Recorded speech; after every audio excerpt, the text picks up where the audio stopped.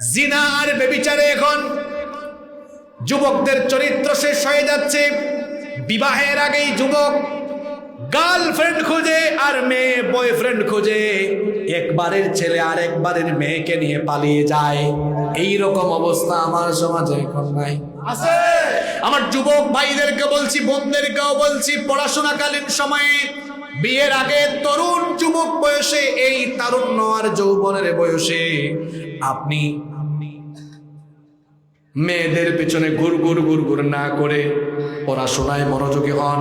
আজান হলে নামাজে যান, পড়াশোনায় যদি মনোযোগী হন কেরিয়ার ভালো হবে। নামাজি যদি হয়ে যান চরিত্রবান হতে পারবেন। কেরিয়ার আর চরিত্র যদি ভালো হয়ে যায় তাহলে দেখবেন আপনি কোনো মেয়ের পিছনে ঘুর করা লাগবে না, বরং আপনার কেরিয়ার আর চরিত্র ভালো হয়ে গেলে হাজার হাজার সুন্দরী মেয়ের বাপ আপনার কাছে মেয়ে বিয়ে দেওয়ার জন্য আপনার পিছে ঘুর আরম্ভ করবে। ওয়াজ কি আজকে প্যান্ডেলে থাকবে না বাড়িতে যাবে? বাড়িতে যাবে তো? যদি যায়, যারা পড়াশোনা করে সিদ্ধান্ত নাও, অশ্লীল হারাম রিলেশন ছেড়ে দাও, নিজেকে এমন ভাবে তৈরি করো, এমন জায়গায় নিয়ে যাও, প্রতিষ্ঠিত হও, ক্যারিয়ার সুন্দর করো, চরিত্রবান হও, দেখবা গোটা টেকনাফের সব সুন্দরী মেয়ের বাপ তোমার পিছে লাইন ধরে দাঁড়ায়। নিজেকে ওই জায়গায় নিয়ে যাও, আল্লাহ তৌফিক দেন। নাম্বার 9, যুব সমাজ ধ্বংসের 9 নাম্বার কারণ হলো এই মোবাইল, তথ্য প্রযুক্তি আর ইন্টারনেটের অপব্যবহার। এখন চরিত্র নষ্ট হওয়ার জন্য ঘরের বাইরে যাওয়া লাগবে না, এটাই যথেষ্ট। এই মোবাইল আছে বলে, মোবাইলে ইন্টারনেট আর ওয়াইফাই পেয়েছেন বলে যা মন চায় তাই করবেন না। ঘরের মধ্যে একা ঘুমিয়ে আছেন, শুয়ে আছেন, বাবা মা ভাই বোন যার যার রুমে, আপনি আপনার রুমে ইন্টারনেট কানেকশন ফোনে সংযুক্ত করেছেন, ভাবছেন এখন আপনি খারাপ ভিডিও, নাটক, সিনেমা বা পর্নোগ্রাফি দেখবেন, কেউ দেখবে না, জানবে না। কিন্তু আমার ভাইয়েরা, কেউ যদি নাও দেখে নাও জানে, একজন তো সব দেখেন, তিনি কে?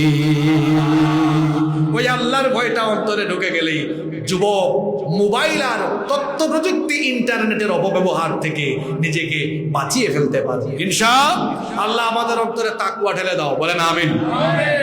যুব সমাজ ধ্বংসের 10 এবং সর্বশেষ গুরুত্বপূর্ণ কারণ, এটা বলবো না, বাদ দিয়ে দিব। যদি রাগ করে ফেলেন, রাগ করবেন না তো?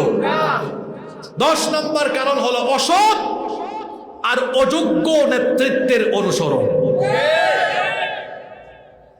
আমার সমাজে কিছু অসৎ অযোগ্য চরিত্রহীন লোক আছে, যারা তাদের নিজেদের চেয়ার, স্বার্থ আর নিজেদের ক্ষমতার জন্য যুবক আর তরুণদেরকে লাঠির মতো ব্যবহার করে। নিজের স্বার্থে যেই বয়সে আপনাদের হাতে শোভা পায় বই, খাতা, পুস্তক, কলম, ওই বয়সে সেই সকল লোকেরা তার ক্ষমতার জন্য আপনাদেরকে সামনে পিছনে চামচার মতো ঘোরায়া বই, খাতা, কলমের পরিবর্তে আপনাদের হাতে দিয়ে দেয় লাঠি, সুঠা, ইয়াবা, গাঁজা, ফেন্সিডিল, AK-47। যারা তার নিজের স্বার্থে আপনাদের হাতে বই, খাতা, কলমের পরিবর্তে এগুলো তুলে দেয়, এরা আপনাদের বন্ধু নয়, এরা আপনাদের নেতা নয়, এরা আপনাদের দুশমন, এরা মানবতার দুশমন। কিয়ামতের দিন এই সকল ভণ্ড নেতা আর অনুসারী দুই পক্ষেই জাহান্নামে আফসোস করবে। আল্লাহ তাআলা কোরআনের 14 নম্বর সূরা ইউসুফ, সূরা ইব্রাহিমে বলেছেন, فقال الضعفاء للذين استكبروا إنا كنا لكم تبعا فهل أنتم مغنون عنا من عذاب الله من شيء। এই সকল চরিত্রহীন ভণ্ড নেতা আর কর্মীরা কিয়ামতের দিন মুখামুখি।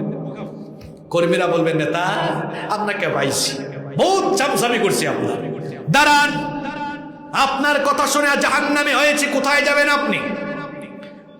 তারা বলবে, এখানে আলেমদেরকে সাক্ষ্য রেখে বলছি, কোরআনের আয়াত, ইন্না কুন্না, নিশ্চয়ই আমরা লাকুম তাবান, আপনাদের অনুসারী ছিলাম।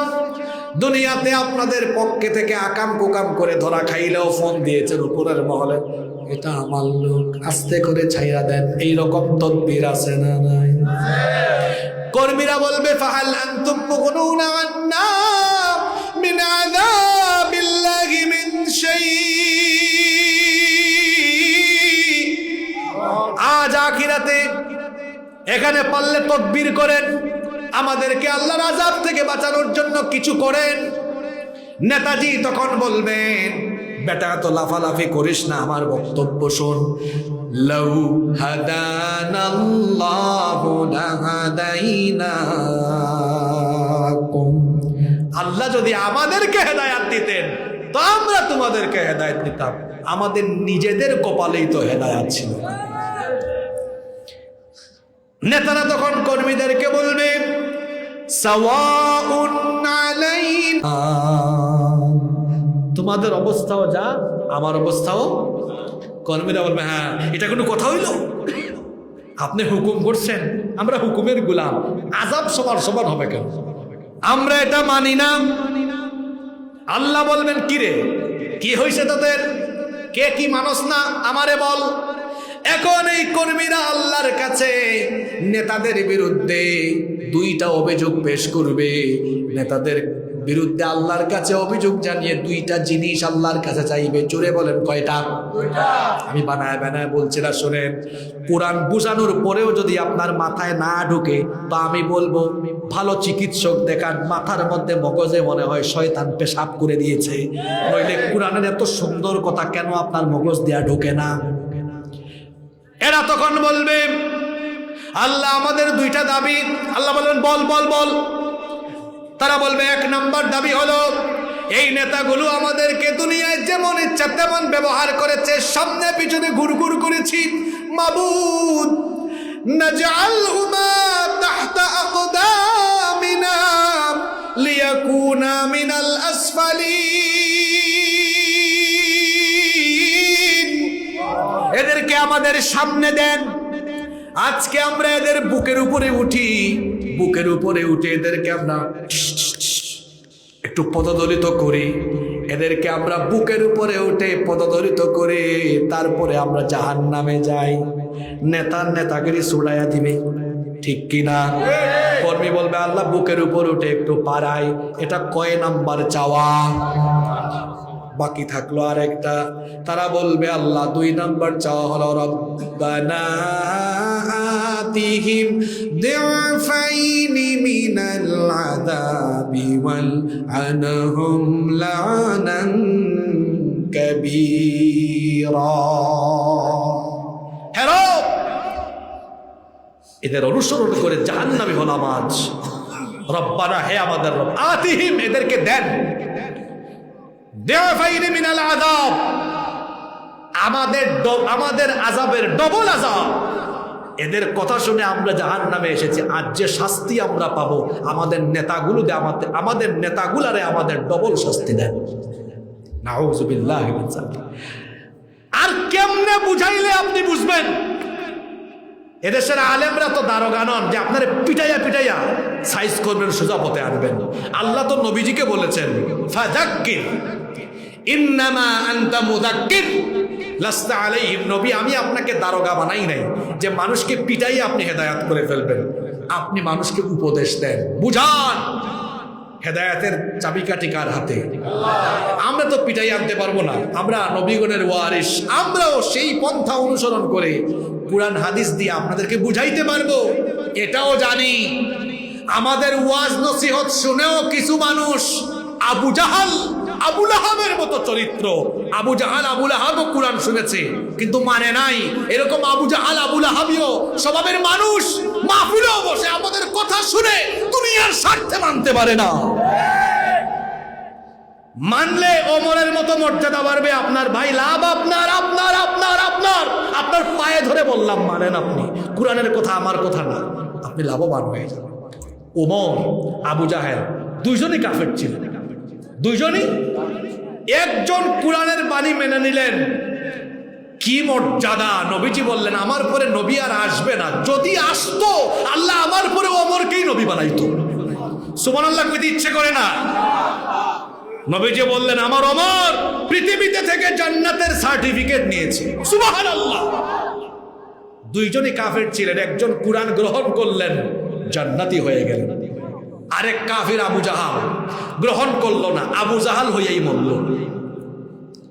দুনিয়ার মানুষ তাকে গালি দেয়, আখিরাতেও জাহান্নাম চিরস্থায়ী তার জন্য। নবীজি উপদেশ দিয়েছেন, গ্রহণ করেছে একজন সম্মানিত, করে নাই লাঞ্ছিত। আমরাও তো দারোগা না, আমরা তাদেরকে পিটাইতে পারবো না, বুঝাইতে পারবো। 1.5 ঘন্টা যে বুঝাইলাম, নিরপেক্ষ মন মগজ নিয়ে বুঝার চেষ্টা করুন, সুপথে ফিরে আসুন, আপনি কল্যাণের পথে চলে যাবেন। না মানলে ভাই কি আর করা, ওই যে লাস্তা আলাইহিম বিমুসাইতির, আমরা ওসিও না, দারোগাও না, রেবো না, পিটাইতে পারবো না। বুঝলে বুঝপাতা, না বুঝলে তেজপাতা। যত কথা বললাম আল্লাহ এগুলো মগজের ভেতরে নিয়ে উপলব্ধি করা, জীবন পরিবর্তনের জন্য সিদ্ধান্ত নেওয়ার তৌফিক দেন। যুবকদের ধ্বংসের 10টি কারণ বলেছি, বাঁচবো কেমনে? একটাই পথ, আল কোরআনের পথ, এটাই হলো সত্যের পথ। আল কোরআনের পথ, এই পথই আসল পথ। আল কোরআনের পথ, এই পথই আসল পথ। অন্য পথে অন্য মতে নেই যে রহমত। আল কোরআনের পথ, এই পথই আসল পথ।